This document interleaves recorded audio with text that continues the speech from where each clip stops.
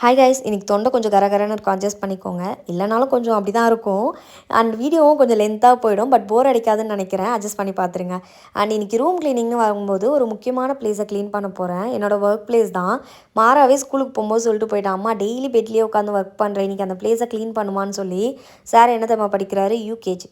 இருந்தாலும் எனக்குமே பேக் பெயின்லாம் வருது. ஸோ இந்த பிளேஸை க்ளீன் பண்ணி ப்ராப்பராக உட்காந்து ஒர்க் பண்ணலான்னு சொல்லிட்டு க்ளீன் பண்ணிகிட்டு இருந்தேன். க்ளீன் பண்ணுற அவசரத்தில் ஒன்று வேறு நான் போட்டு உடச்சிட்டேன். இந்த புத்தரை அவ்வளோ ஆசையாக நான் வாங்கினேன், பட் க்ளீன் பண்ணும்போது உடஞ்சி போச்சு. மேலே சாம்பிராணி வச்சா அப்படியே வாட்டர் ஃபால்ஸ் மாதிரி வரும் அழகாக. இப்போ கீழே ஓட்டையானதுனால அதுலேருந்தும் வரும்ல, ஸோ யூஸ் பண்ண முடியாதுன்னு நினைக்கிறேன். அண்ட் இந்த ட்ரா வந்து ரொம்ப யூஸ்ஃபுல்லாக இருக்குது, சூப்பரான ஆர்கனைசர். மாரோட திங்ஸ் அங்கங்கே கிடக்குமா, ஸோ அதெல்லாம் எடுத்து வைக்க யூஸ்ஃபுல்லாக இருக்கும்னு வாங்கியிருக்கேன். அண்ட் இதுக்கு மேலே வந்து இது வந்து நான் மீஷோவில் தான் வாங்கினேன்னு நினைக்கிறேன். சூப்பரான ஒரு குட்டி ஆர்கனைசர், நம்ம ரெகுலராக யூஸ் பண்ணுற திங்ஸ்லாம் இதில் வச்சுக்கலாம். எனக்கு வந்து கை கெட்டுற மாதிரி எதெல்லாம் வேணுமோ டெய்லி யூஸ் பண்ணுறது, பர்ஃப்யூம், பவுடர், குங்கம், சந்தனம், ஐலைனர், இது மாதிரி ஐட்டம்லாம் வச்சுப்பேன். அண்ட் இந்த வீக்கோ க்ரீம் நான் ஒரு சூப்பர் மார்க்கெட்டில் பார்த்து வாங்கிட்டு வந்துட்டேன். ஆக்சுவலி சின்ன வயசில் அதை யூஸ் பண்ணுவேன்னா, அதை பார்த்தோன்னே அந்த ஞாபகம் வந்து வாங்கிட்டேன். பட் இன்னும் நான் அதை யூஸே பண்ணலை. வாங்கி ஒரு 3-4 மாதம் ஆகுது.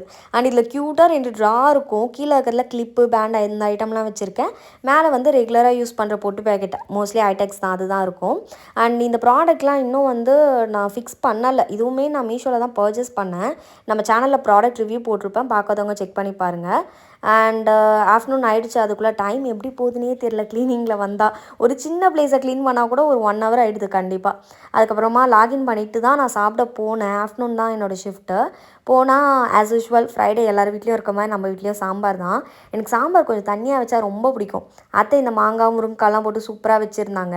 அது கூடவே எனக்கு வெஜிடபிள்லாம் அவ்வளோவா சாப்பிட மாட்டேன், ஸோ சாப்பாடோடு வச்சு சாப்பிட்டா இறங்கிடும்.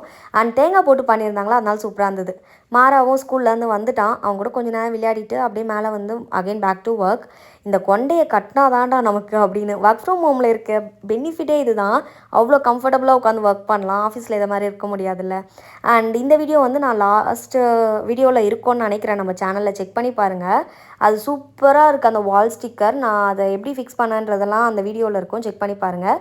எங்கள் அத்தை ஆசையாக பூ கொடுத்தாங்களே, நான் அதையும் வச்சுக்கிட்டேன். ஓகே, வீடியோ ரொம்ப லென்த்தாக போயிடுச்சு. பாய் பாய்.